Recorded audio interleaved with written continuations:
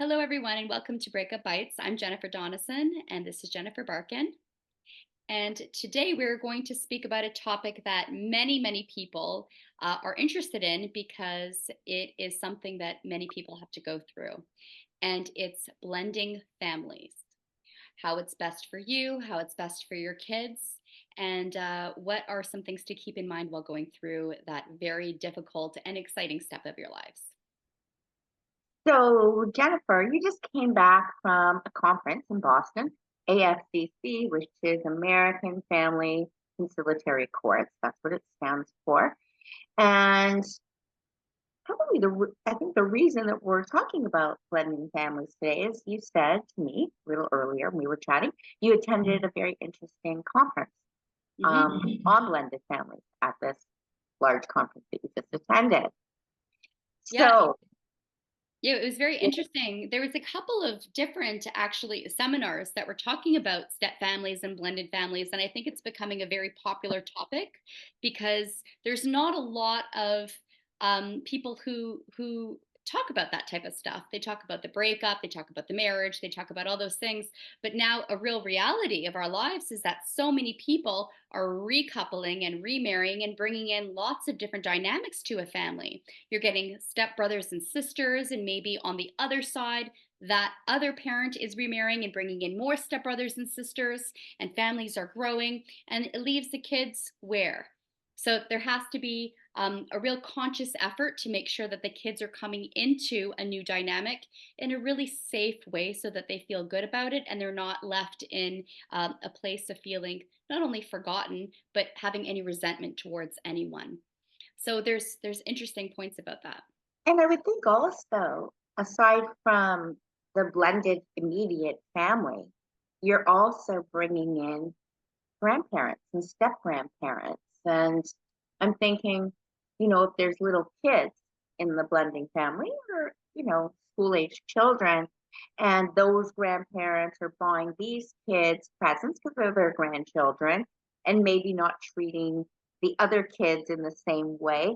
I can just think of so many ways in which children feel a little slighted, resentful, which is going to impact a successful blending of a family. Absolutely. And there's so many other factors that can be thrown into it. Maybe one side of the family for the stepchildren is very wealthy and the other side is not. So these children get to go on lavish vacations and they get to have very expensive gifts that are bought for them, and the other children see that of their step siblings and feel left behind. There's so many different dynamics that are thrown into situations now, and it's really quite interesting to think about and how to, I guess, put a protective factor around the kids going through it to really give them that security and love that they need. One of the things that I deal with very often is parents who are recoupling and they say, how do I introduce my new partner to the kids? How Mm. do I, build that sort of rapport? How is that new step parent going to be disciplining the children? How is that new step parent going to be giving the love and affection to the children? What's too much? What's too little? And obviously, it's personality based, and it's going to be difficult to really put a very narrow view on what someone should be doing or should not be doing. But there's some different guidelines that should be put into consideration. And I'll name a couple. One should be to keep in mind that children at birth have a loyalty bond to their biological parents. And So does that loyalty bond work the same for an adopted parent? it's a really good question because when I was at the seminar, they were speaking about how children have loyalty bonds to their parents. And then they said that they were going to get into adopted parents because that's a whole different a different situation. So they didn't really get into it. I really want to learn more about that though, because I find that very interesting. But in this particular circumstance, they were speaking about when children are born into the family. But of course, there's so many different situations to consider.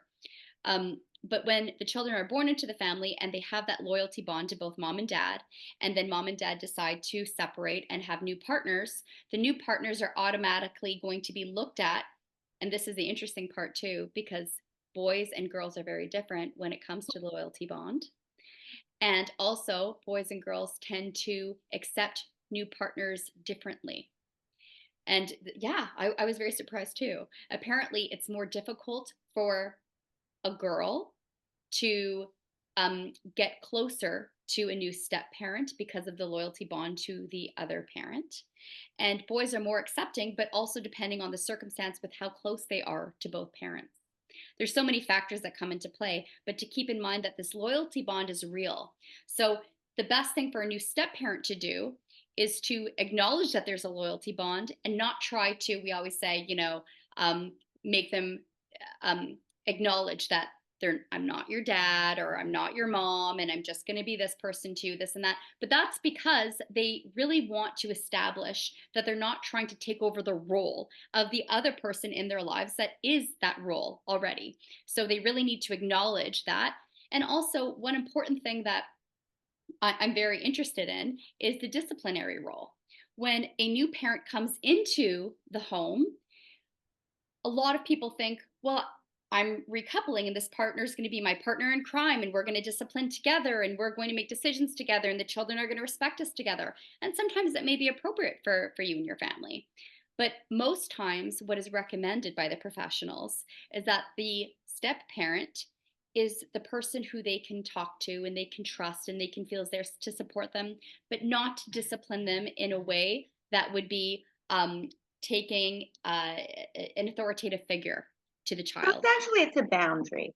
Yeah, It's a boundary. When a child or children in a blended family have another parent, whether it's a father or a mother, it's the parent's role, right. whether the adoptive parents, the biological parents, to be responsible for disciplining the children. And the step parent's role is to support it, but not to be the one to give the punishment Right. and, you know, um, your mom will deal with you later, your father will deal with you, whoever. But the step parent is really, it's a boundary. I mean, the step parent is really just a positive role model in the child's life or children's lives that loves them, that supports them, but more like a favorite aunt or, a very good Exactly. friend, but not this is not mom and this is not dad. Mhm. And there was a great question that came up around that in the conference where someone said, well, what if, you know, mom is working and stepdad is there and stepdad's has to take care of the children? And what if the children do something wrong or something that's, that isn't appropriate for the house rules or whatever the case may be? And it was still recommended not to punish the child, but just to say, I think that what you're doing right now is not something that your mom would agree to. And I don't want to tell her that you're doing that and get you in trouble. So I'd really appreciate you stopped or something like that, just to be, I actually love that. yeah, it's great, right? I love that. Yeah. Yeah. And then not only that, which was so great to hear, but one of the things that I used to I took this course years and years ago about positive discipline for children. And one of the best things that came out of it that I always stick with for all these years is just always connection before correction.